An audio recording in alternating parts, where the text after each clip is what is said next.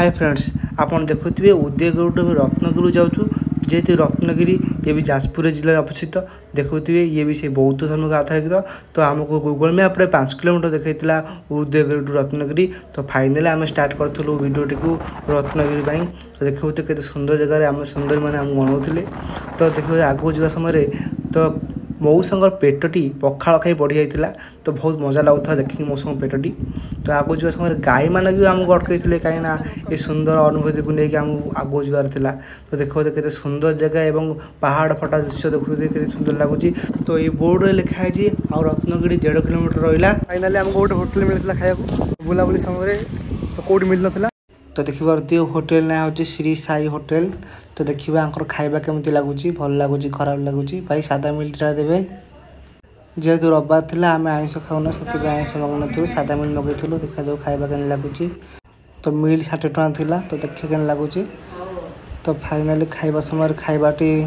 60 टଙ୍କା अनुसार भल था एवं आम खाई सारी बाहरी पड़लु पुणी रत्नगिरी आड़े तो देखिए तो रत्नगिरी फाइनाली पहुँची जाइए तो रत्नगिरी होर्डिंग बोर्ड तो देखिए हूँ स्टैंड तो ये आम पार्किंग कर गाड़ी को तो एपट टिकेट काटवार अच्छी तो फाइनाली आम 20 टଙ୍କା दे टिकेट भी काटी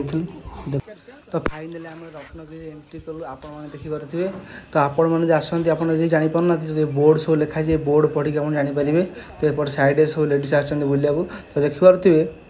ये सब पार्क के सुंदर लगुच देखु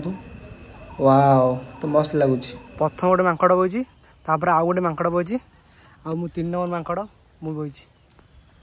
एत सुंदर खंबर या मूर्ति देखो सब तो एपटे मो सांग झील पटे व्यस्त तो चलते वीडियो आगू बढ़ा आपड़ जानते कि गौतम बुद्ध राजवंशी बोली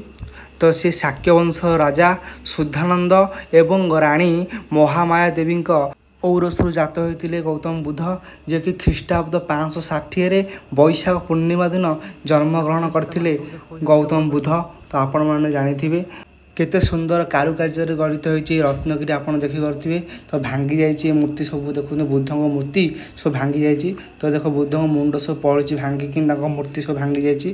तो देखिए तथा सुंदर जगह आप देखूँ ये गोटे हूँ आम ओडार पर्यटन स्थली जहाँ लोक सब आस देखो आम लोक के आसुँच तो ये बहुत सुंदर लोक भिड़ भी होगी ओडिशा बौद्ध धर्म कहले ये सब ओडिशार गोटे गोटे बौद्ध धर्म पृष्ठा तो आपण मैंने निश्चित आसी देखिपार तो केते सुंदर जगह केते सुंदर व्यू वर्षा दिन आसूची तो ये जगह आहुरी भल व्यू आसो तो आप निश्चित थर आसी देखूँ केते सुंदर सुंदर जगह आम पुराना ऐतिह्य जगह को आम आसवा तो आम कौट की जावा तो देखिए ये सब भांगी बोली सब रखाई साइज कराई तो आउ गोटे अच्छी बुद्ध मूर्ति जगह लोक मैंने धरी धरिकी छुई छाई हाथ मारी मारिकी पूरा चिकणा कर सारे तो दी साइड 2टा गुंफा अच्छी तो पूरा अपरिष्कार रखते जगह पान छिप पकाई लोक मैंने जमी जोड़े गले सी गुड़का छिप पकड़ा पकेबे कारण अभ्यास तो देखिए साइड में आउ गोटे मंदिर था बौद्ध लोक सब थे बौद्ध धर्मिक लोक थे जे मरीगला से समाधि होते समाधि मूर्ति सब मंदिर रही देखूँ तो फाइनाली आम रेडी है कि बैतरणी नदी देखिए आम घर जाऊँ देखो बैतरणी नदीर के सुंदर दृश्य आकाश फटा दृश्य देखो गाई भी घर फेरुँच आम भी घर फेरुचु एवं सूर्यदेव सी भी अस्त होती से भी घर जाऊँ सूर्य एवं आकाश पहाड़र मिलन देखो के सुंदर देखा के सुंदर नजारा आप देखिपे वाओ असम तो मो सेफ्टी मो बैग रू हाथ छाड़ी तो देखा सुंदर व्यू देखिए मन को बहुत खुशी मिलता वीडियो भल लगी लाइक करूँ चैनल को सब्सक्राइब करूँ एवं कमेंट में मतामत जनातु।